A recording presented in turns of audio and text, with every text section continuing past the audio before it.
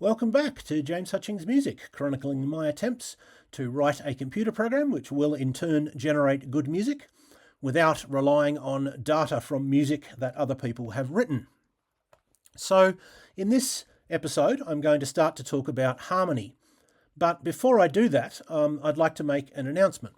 And the announcement is that I have created a page where I've stored all the little programs that I have created so far for this series for anyone to download. So if you're interested in that, you can go there, and it's a very straightforward page to use. You just click on the one you want to download and it will save it to wherever your web browser saves files.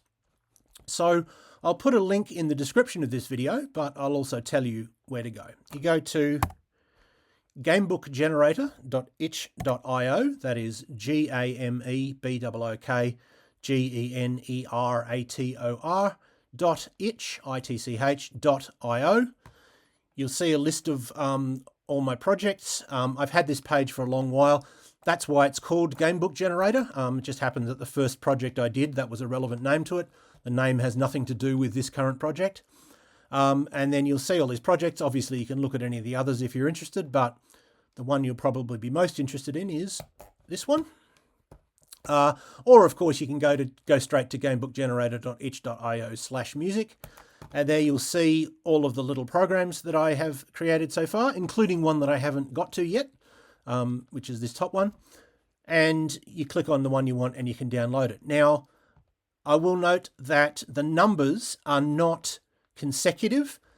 The numbers relate to which episode it's most relevant to. So we have 3, 4, another 4, and 6. And that's just because in 1 and 2, I didn't talk about any particular program. I was just talking in general terms about the project. And in this episode, episode 5, I don't expect I will get to this program. I expect I won't get to that till number 6. All right, so hopefully that's something you'll be interested in, but whether or not you are, let's move on to talking about harmony. First of all, what is it? Well, harmony, broadly, is the study of how two or more notes that are playing together, to playing at the same time, sound. How does the combination of at least two notes sound? Does it sound pleasant or unpleasant? That's probably the sort of simplest way to look at it. Should particular harmonies be followed by others? And so on. Often we talk about harmony as opposed to melody. In other words, if we're talking about a single instrument or part, as it's sometimes called, and it's moving from one note to another, and we're thinking about those movements, that's melody. And if we're thinking about two or more parts or instruments, and we're thinking about the notes that they play at the same time, that's harmony. So obviously, if we're going to create a piece of music and it's not going to be for a single instrument that can only play one note at a time, and that is indeed what I hope to do, we're going to have to deal with harmony at some point. We're going to have to think about what combinations of notes are we going to tell the computer to use, which ones are we going to tell them to avoid? Are we going to have a sort of hard cutoff? Or are we going to say this one is less likely, but this one's more likely, but anything can happen? Or, or what? We're going to have some sort of rules. Now, Western music traditionally was quite confident, like if we're talking about, let's say, the 16th century, Western music was quite confident in saying, well, this combination of notes is good. This combination of notes is bad. You should definitely avoid those. These ones are good ones. These ones are especially good. You should start and end on those ones. These ones are good, and in fact, you should use them mostly most of your melody should be these ones because they're sort of spicy and interesting. But then you should begin and end on this other set, right? That they were quite happy to classify different intervals. Of course, different theorists had slightly different classifications, but the idea that you can do that wasn't really questioned. They differed about which intervals should be acceptable and which ones should be unacceptable, but they all agreed that there should be some that are acceptable and others that are unacceptable. And as time went on, that idea became more and more questioned. Intervals that were forbidden were sort of more and more allowed to be used, and people started to say not so much this is a good interval and this is a bad interval. They tended to say more, well, it's, in it depends on your ear. They tended to acknowledge the fact that music is not an objective science, but instead is subjective, and that some people, might be repelled by music that other people are attracted to. In fact, that will definitely happen, and that this is fine. It's not that some people have better and more refined taste than others. Some people are more correct. It sort of tended towards an idea that, well, it's more idiosyncratic, and there are less hard and fast rules. And that is a problem for someone who wants to write a computer program, because you can't write a computer program and say, all right, at this point, usually you wouldn't, just probably go with whatever sounds good, right? You can say that to a human and they will possibly understand and be able to run with that, but you can't say that to a computer. A computer needs specific instructions. And so we are going to start using a very rule-based approach, a very, in fact, old-fashioned approach, an approach that most people would say is very outdated, and that I would agree is outdated. But we do need to start with a basis of rules, of hard and fast rules, and then we can see where we go from there, and we can make the rules more complex. We can add sort of probability and randomness and so on. But we will still need rules, even though, modern people who know about music will say, oh, well, there aren't really rules. There aren't really rules as such, But yeah, computer programs need rules.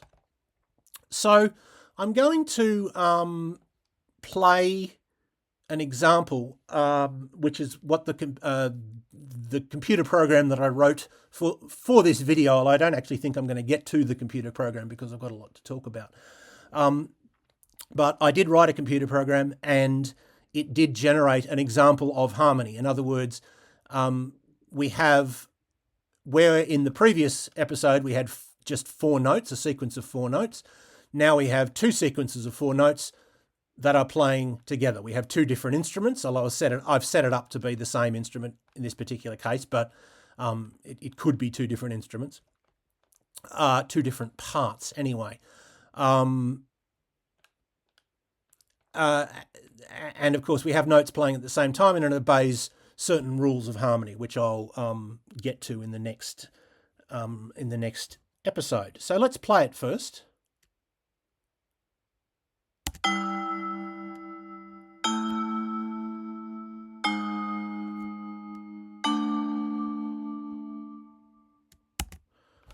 Okay, I'll play that again.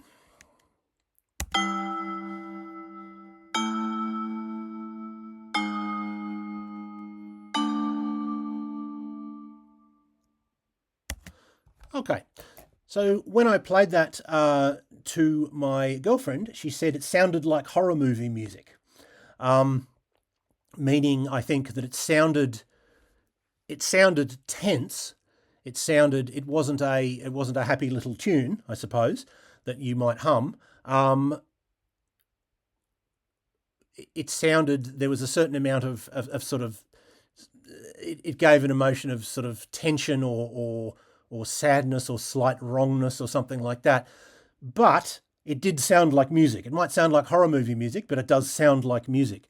If I'd just generated notes randomly, she probably wouldn't have said that it sounded like music. She probably would have said that it just sounded like what it was, randomly chosen notes. And I'd say that's roughly my impression of it as well. Always, of course, music is subjective. You might have a different approach. You might be thinking, well, that's not music. It does just sound like random notes. And that's, an equally valid response, I think. music is always subjective, and it's always going to come down to essentially what I think, and perhaps what people I play it to think as well. But to me, it does sound like it could form part of a larger piece of music. It sounds more like that than it sounds like I've closed my eyes and just hit the piano keyboard, if that makes sense. And the reason that it sounds like that is partly because the individual lines, the individual parts here, are obeying that rule that we established in the previous episode, which is that each note has to be close to the one that was played before, but also because of the harmony, the combinations of notes that are playing at the same time. I have set up the program so that it will only accept particular distances between the notes. It will only accept particular distances that are considered to be consonant rather than dissonant. So that's probably a good opportunity to talk about what consonance and dissonance mean. Consonance and dissonance are opposites. The more consonant something is, the less dissonant it is, and the more dissonant something is, the less consonant it is. You've probably heard the word dissonant, or dissonant or dissonance. That seems to be in fairly common use, but the word consonant, its opposite, isn't in very common use, and so you might not have heard that unless you did music at school, which would probably be where you heard it. And it's one of those things that it's one of those I know what it is, but I can't tell you what it is things. In other words, I can very much say whether I think something sounds consonant or dissonant, but when you ask me, sure, okay, but what does consonant or dissonant mean? I start to stumble, and the definitions tend to go, well, it's sort of, people tend to do that. It's a bit difficult to explain what it is. But I guess I would explain it like this. There are certain distances between notes or combinations of notes, and it's not so much which notes we're using, it's the distance between them, or the interval, that seems to govern this almost much more so than anything else.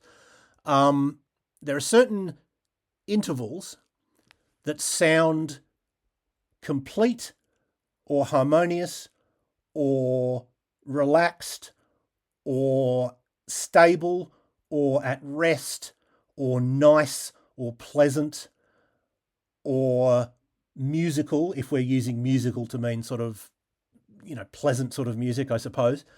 And there are other intervals that sound the opposite of that sound harsh, or as if they're in conflict with each other, or as if it's unfinished, unresolved, needs to go somewhere else. Perhaps we would say unpleasant, although a certain amount of dissonance is often pleasant, but often we might just call the interval in isolation unpleasant or unfinished. And whether we experience that interval as, or the extent to which we experience that interval as that first set of feelings or the second set of feelings, determines whether we will consider that interval consonant or dissonant. And there seems to be three things that combine to create that effect. First of all, there is some maths to it, right? There is some objective basis to saying that this is more consonant than this, to some extent. There is some way in which we can say this interval is more consonant than this interval, and it doesn't matter who's listening to it. It doesn't matter if you're a person raised like me in sort of a Western musical environment where you basically listen to sort of popular music for your whole life, or whether you're a bushman from the Kalahari. These intervals sort of objectively have these qualities that can be measured. To some extent, that seems to be the case. The second part is culture. We think that we want to be surprised, and we want to, in the arts and entertainment, we think that we want to experience new things, but actually we want to experience, for the most part, slight variants on the things that we're already familiar with. We want to hear something that sort of obeys the rules that we've come to understand govern music or visual arts or whatever, but we want a slightly new take on those rules. We don't want exactly the same thing as before, but we want something that's very, very similar to what we have before. And so if you're raised in a culture where you listen to a lot of Chinese folk music, your expectations of music will be governed by the practices of Chinese folk music. If you're raised in Western music, you'll have particular expectations as well. So there's culture. That's the second thing that governs how we experience, whether we experience a given interval as pleasant or unpleasant, or consonant or dissonant, or harsh or calm, or smooth, or etc. And the third element is sort of just individual difference, right?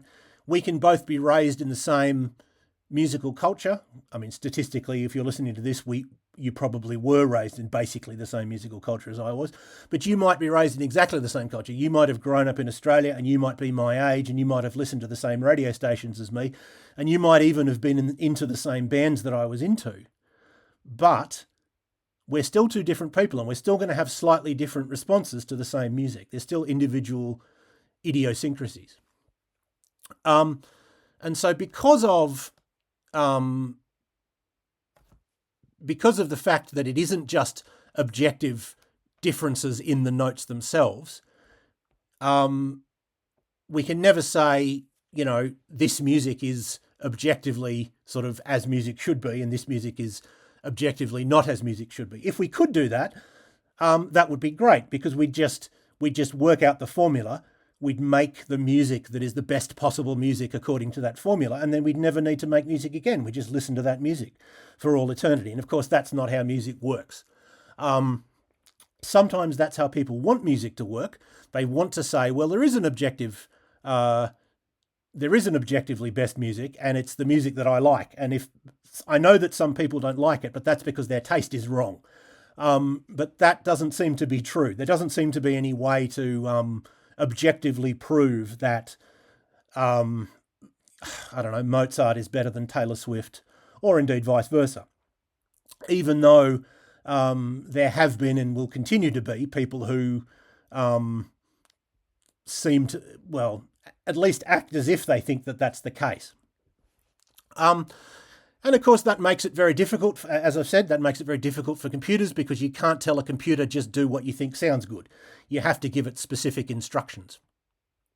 And I want to give you an example of how difficult it is to come up with simple rules. And I will probably leave it there for this video. And in the next video, we'll talk about the program which generated this little, what might become a building block, or at least the algorithm will become a building block for making a larger piece of music. I'll show you the difficulties of having simple rules.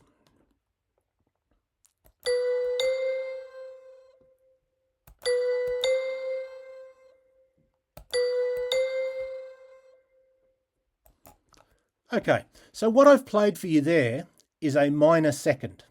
That is a movement, a melodic movement, meaning it's from one note to the next in time rather than two notes at the same time, of one semitone. So that is what you would get if you played two keys that were next to each other on a piano, or if you played a note on a guitar and then moved it up by a single fret. That is generally considered, in traditional Western music theory, that is considered a dissonant interval, an interval that should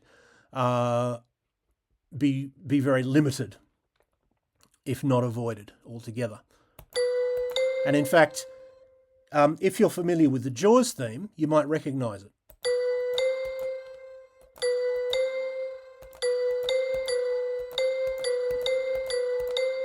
Yeah. So the Jaws theme is based on a repeated, two notes repeating that are a minor second apart. That, I'm not doing it properly, but anyway, if you know the Jaws theme, you'll know it. And that was chosen precisely because we have traditionally considered the minor second to be a dissonant interval. Well, great, you say. That's easy. The minor second is a dissonant interval. Well, we'll just look at all the other intervals and we'll work out whether they're dissonant or consonant, and then we can create music based on that. And that is roughly, that is part of what, let's say, 16th century music practice did. There's a lot more to it than that, and of course they were all going by ear and going by what sounded good to them. But there was a sort of basis of to some extent shared rules that were simple rules, like this particular interval is a dissonance and this particular interval is a consonance. However, and I'll show you what the problem is with that.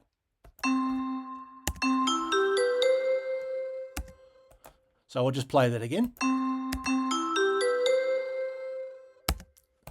So what I've played there is called a major seventh chord. In fact, it's C major 7, C, E, G, B, and then back to C. And that is considered quite a nice chord, right? It's quite a pleasant chord. You wouldn't, if you were used to Western music, as I am, you wouldn't consider it jarring or harsh or dissonant. You would probably consider it, people often might say that it is wistful or a bit sad or something like that. People often say that seventh chords are sort of, perhaps wistful or sort of ambiguous, but you certainly wouldn't say that it was harsh. However, okay, so there's no problem so far. That's dissonant and that's nice and wistful, but listen to this.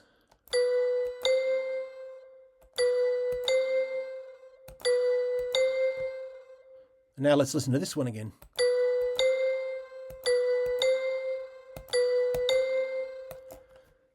It's the same notes. It's the same two notes. C, E, G, B, C. And this is B, C. So here we have a horrible, tense. There's a shark coming to kill us. And there's a nice, perhaps slightly wistful, but still a basically sort of nice chord. So is B to C unpleasant? Is it harsh, or is it nice? And we might even experience it as a nice resolution going from back to the C. Sorry, I buffed it out of position there. The answer is sort of both. If it's in isolation, well, it's nice and harsh. But in this particular context, because we're used to, and this is probably mostly an example of musical culture, I think, is probably out of the three things that sort of govern our response to music, I'd say this is probably mostly culture. Because of Western musical culture, we have learnt that in this particular context, we've learnt that movement there, if we have those three notes before, then that movement there is a nice movement back to what we call the tonic note. Because we've learnt that if we're playing this, then that suggests that this note C is the base from which we start and to which we return.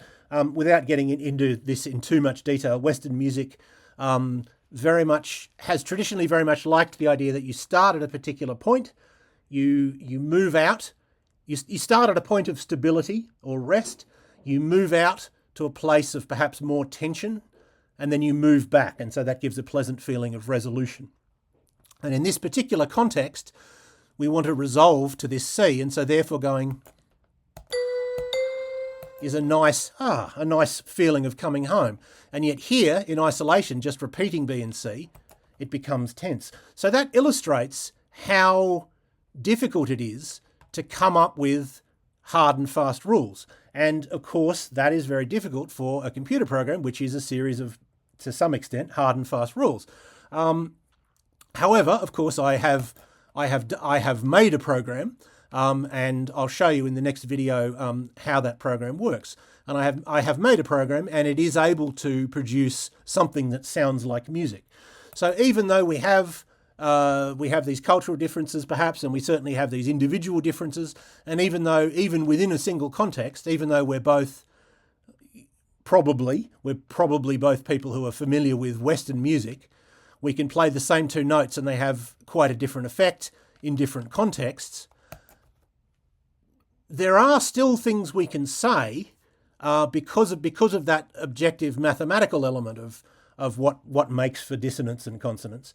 There is still certain things we can say, and there are certain rules of thumb that we can program that end up creating something that we will recognize as music. So before I finish this video, as I said, I'm not going to get to the program itself. I'll do that next video because otherwise this video would be way too long. I will talk about the mathematical basis of dissonance, with the important caveat that this is not the only thing that contributes to this. This is, if we try to objectively define what's a consonant and a dissonant interval, we are cheating, basically, to some extent. But there is a mathematical element to it, and that mathematical element comes from what are called overtones. And what that means is, there's other names for it as well, but I'm going to call them overtones. What it means is when you play a note on quite a lot of instruments, not all instruments behave this way, but really most of the ones that we use do, it doesn't just create a note, it also creates, although much more quietly, it creates other notes, and it doesn't create other notes at random, it creates notes with a particular relationship to the basic note. And in particular, if we have a basic note which has a frequency of X, let's call that one X, the overtones, these other notes, will be at the frequency X times 2, X times 3, X times 4, X times 5, and so on. In theory, infinitely, but it tends that they get quieter and quieter, like X times 2 is quieter than X, X times 3 is quieter again, X times 4 is quieter again, and so on. And after a certain point, we can say, well, to some extent it's making X times 10, but it's so quiet as we might as well just ignore it, right? We only really need to think about in practice the first few, let's say. So what I mean by X times 2 and X times 3 is simply the speed of the vibration. Pitch is pretty much how fast the air is vibrating. And so if it creates a note that is the air vibrating at a certain speed, it's also creating a note that is the air vibrating exactly twice as fast, exactly 3 times as fast, exactly 4 times as fast, etc. And if we have two notes playing at the same time, well, those two bass notes are also creating a series of overtones. This is sometimes called a harmonic series as well. And they might be creating the same overtone as each other, like they might create a particular overtone. This particular note might be X times 3 for one of the notes, and it might be X times 4 for the other note, for example. It might create the same overtones, or it might create different overtones. And if it creates a lot of overtones that are the same or very close, because there seems to be a limit to how much musical difference we can hear. At a certain point, if we hear two notes that are very, very, very, very, very similar, we sort of almost round them up. We treat them as being the same note, and it sounds harmonious to it. You'd sort of think that it should sound awful because they're almost right but not quite. But and that is true for bigger distances. But at a certain point, that ceases to be the case. We sort of snap them to being the same note in our brains, as it were. So if they're playing overtones that are the same or similar, that tends to create consonance. And if they're playing a lot of overtones that are different, there's few or no overtones that are the same or similar, well, that tends to be experienced as dissonance. Again, there's the big caveat that, yep, well, that's one thing that comes into our experience of music. It's not the only thing. There's no mathematical formula for whether you're going to experience particular harmonies as harmonious or as clashing. But that is one aspect of it, and then there's the other aspects of culture and just sort of individual differences. And so that is what we mean when we say that certain things are consonant and dissonant. And in traditional Western music, we don't eliminate dissonance, but we generally limit it, and that fits how most people experience music. What most people prefer in music is music that is largely consonant or entirely consonant. That is very much what you're hearing is very much up the consonant end of the scale, not the dissonant end of the scale. With again the caveat that, you know, to some extent this is a bit fuzzy. Different people will rank different things as more or less consonant, but in sort of mathematical terms, at least, the one thing that we can measure and talk about objectively, people tend to want things that are up that end of the scale. And based on that, what I've done with this program, and I'll finish after I talk about this, what I've done with the program is I've said that it can only have intervals that are generally, at least in a Western context, experienced as consonants. So obviously there's a fair bit more to the program than that, but I think I've gone on long enough already, so I will leave it there. We'll talk about the program that created this piece of music in the next episode. You can download it already. It's at that itch.io page, so I hope you do check that out. I hope that was useful or interesting to at least some of you, and I hope you will tune in next time.